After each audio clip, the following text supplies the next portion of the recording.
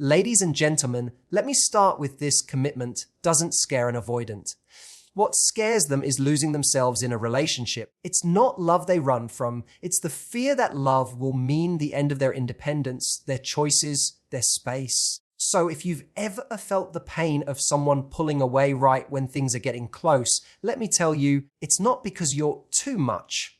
It's because their nervous system is wired to survive closeness by creating distance. Here's the beautiful part: you can build a connection so safe, so magnetic, that even the most avoidant person feels drawn in, not pushed. And it doesn't happen through chasing, convincing, or over-giving. It happens by showing them that being with you means freedom, not captivity. So what does this look like in practice? Value your independence as much as theirs. If you have your own life, your own passions, and you radiate fulfillment without them, they'll see that being with you doesn't erase individuality. It enhances it. Make emotional safety irresistible. Instead of reacting to their distance with panic or pressure, respond with calm presence. Show them you won't punish their need for space. Safety is what turns walls into doors. Celebrate small steps forward. Don't wait for a grand gesture of commitment to feel secure. Recognize when they show up in small, consistent ways. That's how progress grows into permanence. Raise your standards quietly. You don't beg for commitment. You embody it. Live like someone who deserves consistency. People rise to meet the standards that are felt, not shouted. Focus on connection, not control. The tighter you grip, the faster they slip. But when you connect in ways that make life lighter, more exciting, and more meaningful with you, commitment stops feeling like a cage and starts feeling like a gift. Here's the truth: you don't trap an avoidant into commitment. You invite them into a relationship so aligned with freedom, joy, and authenticity that staying feels like the most natural choice in the world. And when you live this way, you'll notice something magical. Commitment isn't something you have to demand. It's something they choose and never want to escape. Independence is one of the most magnetic qualities a person can have, and when you're dealing with someone who has avoidant tendencies, it becomes even more crucial. An avoidant person is hypersensitive to the possibility of being consumed by a relationship, of losing their identity in the process of being close to someone. When they meet a partner who seems to require them as their sole source of happiness, it confirms their fear that intimacy equals entrapment. On the other hand, when they meet someone who is clearly fulfilled, engaged in their own life, and thriving independently, it sends a completely different message. Being with this person won't cost me my freedom, it will add to it. Think of it like this: attraction isn't just about looks, chemistry, or witty banter. True attraction comes from how you make someone feel about themselves when they're around you. If your world revolves entirely around them, it creates a sense of pressure. They feel the weight of your expectations, and it makes them want to run. But if you're already living a rich life, full of your own passions, hobbies, and social connections, then they feel drawn to your energy instead of burdened by it. It shows them that you don't need them to complete you. You simply enjoy them as a complement to an already meaningful life. That is irresistibly attractive. This doesn't mean being cold, detached, or pretending you don't care. Independence isn't about withholding affection, it's about having balance. You can love someone deeply while still maintaining your own rhythm. When you show that your identity doesn't disappear in the presence of a partner, it reassures the avoidant person that being with you won't erase who they are either. It creates a partnership where both people bring their full selves, not a dynamic where one person gets swallowed up in the other's world.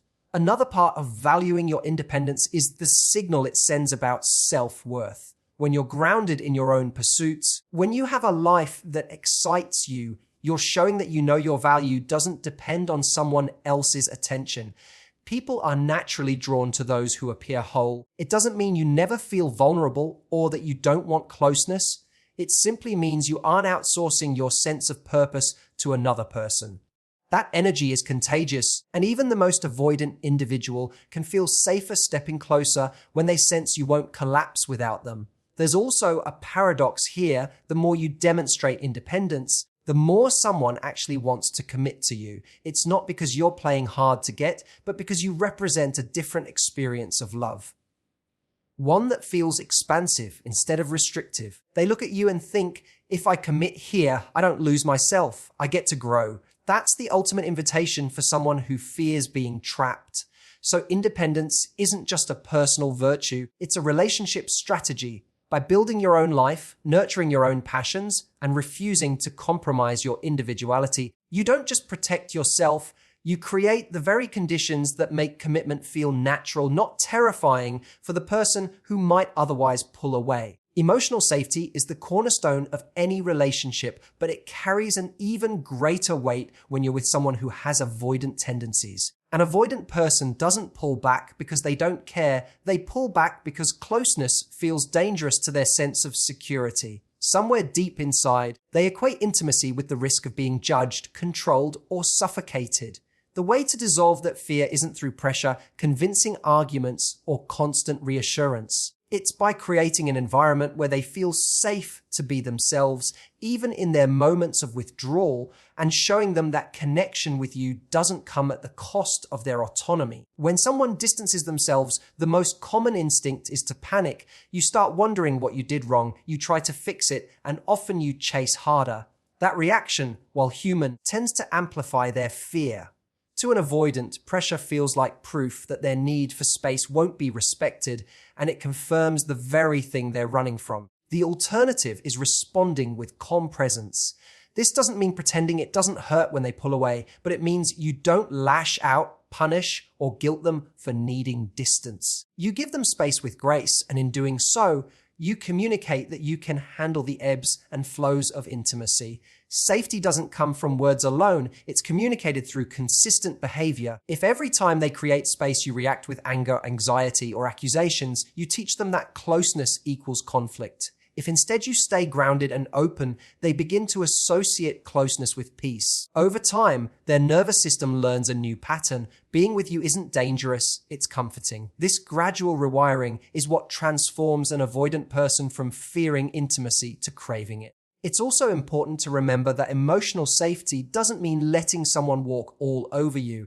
Boundaries are a vital part of it. You can respect their need for space while still honoring your own need for communication and consistency. Safety comes from clarity as much as it does from patience. For example, calmly stating what you need in a relationship, without blame, without drama, shows them that intimacy with you is honest and direct, not manipulative or confusing. That kind of emotional transparency is incredibly reassuring to someone who fears being trapped in hidden expectations. There's another layer to this. Safety becomes irresistible when it's paired with warmth. If you can show compassion during moments of distance, if you can offer connection without strings attached, you make closeness something they look forward to instead of dread. Imagine the difference between someone who says, "Why don't you ever want to spend time with me?" versus someone who says, "I enjoy you when you're here, and I trust you'll come back when you're ready." The first fuels guilt and withdrawal. The second builds trust and willingness.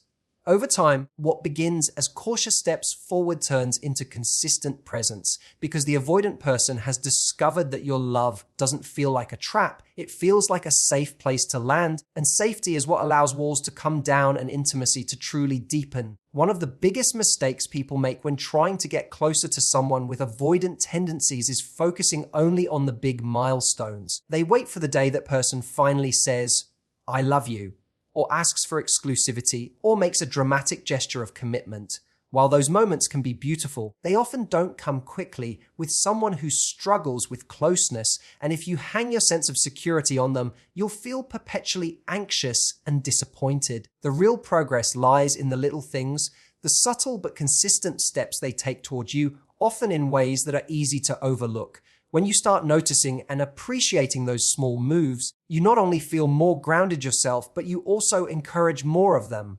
For someone who is avoidant, commitment isn't a single decision made in one big leap. It's a series of small choices made over and over again. It might be the text they send first thing in the morning, even if it's just a quick check-in. It might be the way they introduce you to a friend, or how they start to share something personal they wouldn't normally reveal. To the outside world, these gestures might seem insignificant, but to someone who fears intimacy, they are huge indicators of trust.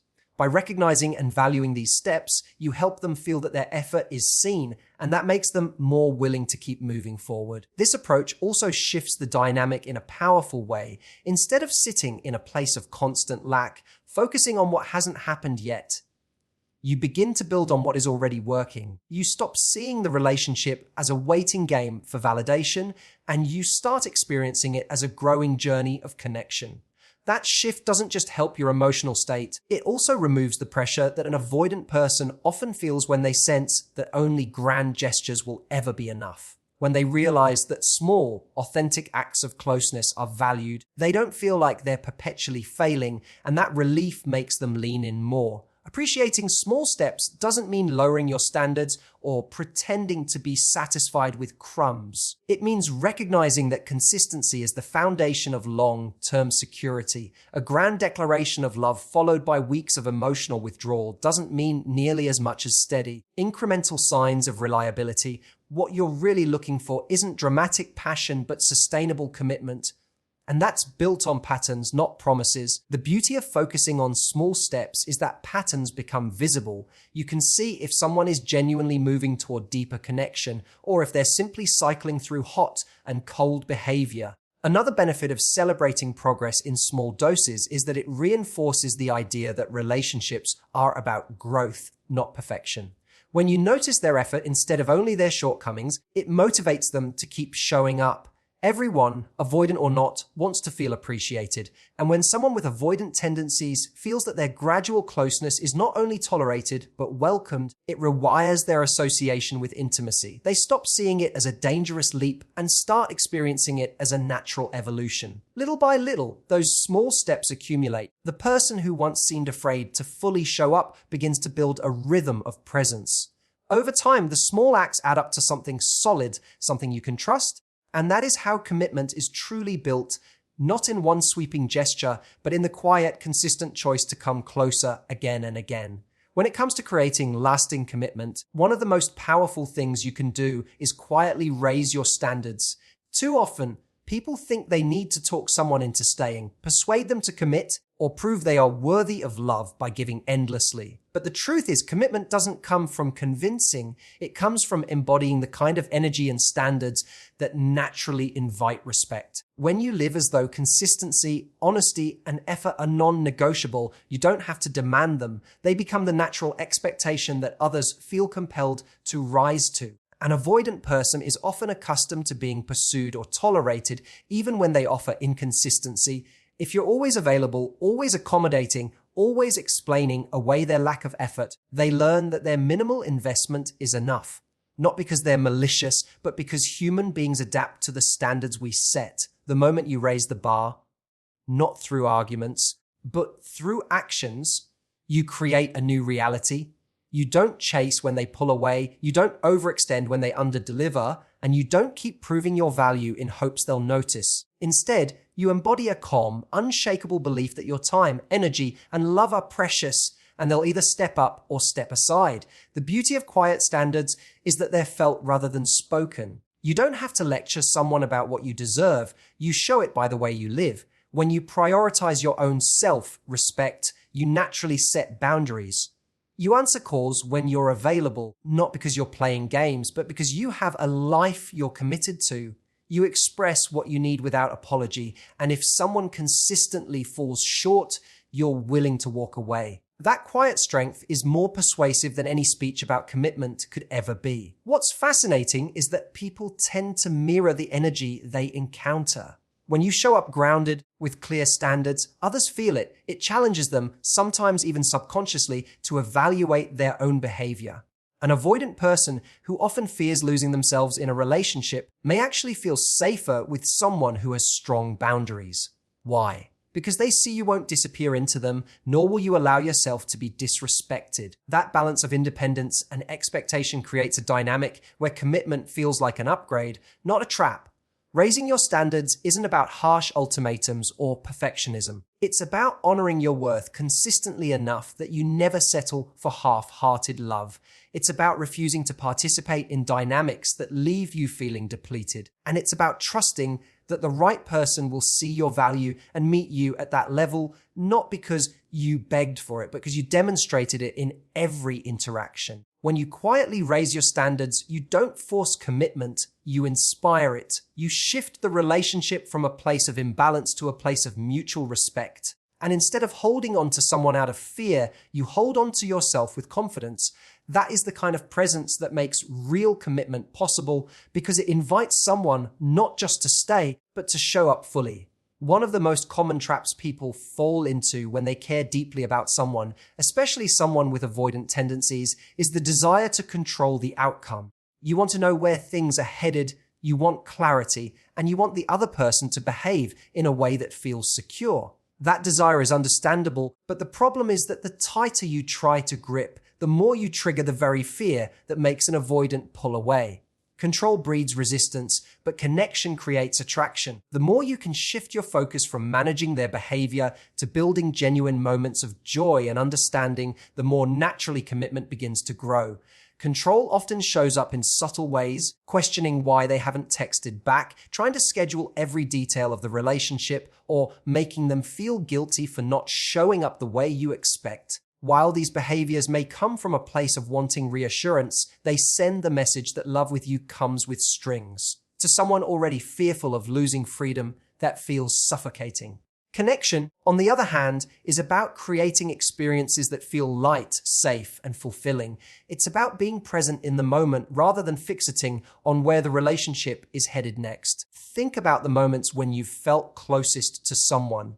It wasn't during an interrogation about the future, and it wasn't when you were trying to prove your worth. It was when you were laughing together, sharing a story, or supporting each other without judgment. Those are the moments that create bonds, the kind of memories that make someone want to lean in instead of pull away. For an avoidant person, these moments are particularly powerful because they associate intimacy with pressure. When you flip the script and show them intimacy can be light and enjoyable, you dissolve some of their deepest fears. Connection also means letting go of the need to constantly evaluate or measure the relationship. Instead of asking, "Are we closer today than yesterday?" focus on how you can make today meaningful. Maybe it's a shared meal, a walk, or a genuine conversation where you listen without trying to fix them. By doing so, you shift from a scarcity mindset, always worried about what's missing, to a mindset of abundance where you nurture what you already have. That change in energy makes a relationship feel expansive, not restrictive. Ironically, when you stop trying to control the pace of commitment, you often get more of it. People commit not because they are forced to, but because the relationship feels too valuable to risk losing. An avoidant will never feel safe if they sense their independence is on trial. But when they experience a connection that enhances their life instead of limiting it, commitment becomes something they choose willingly. They see it not as a cage, but as a partnership where both people get to thrive. In the end, the shift is simple, but profound: let go of control and lean into connection. By making the relationship a source of joy, growth, and freedom, you create the exact conditions where even someone with the strongest avoidant patterns feels not just willing, but eager to stay close. So here's what I want you to take with you. Getting an avoidant person to fully commit isn't about tricks, games, or pressure. It's about creating a love that feels safe, exciting, and free. Independence draws them closer because it shows you value yourself as much as the relationship. Emotional safety melts their fears because it proves intimacy doesn't have to mean suffocation. Celebrating the small steps reminds them that progress, not perfection, is what matters. Quietly raising your standards communicates your worth in a way words never could. And choosing connection over control transforms commitment from something scary into something natural. At the end of the day, real commitment doesn't come from forcing someone to stay. It comes from living in a way that makes them want to stay. And when you embody this energy, you won't just inspire commitment from an avoidant partner. You'll create the kind of relationship that anyone, avoidant or not, would never dream of walking away from. Thank you so much for being here, for giving me your time, and for having the courage to look at love differently. I hope you leave with not just strategies, but a deeper belief in your own value. Because when you carry that belief, you don't chase commitment, you attract it. Thank you, and I wish you love that feels like freedom, joy, and home.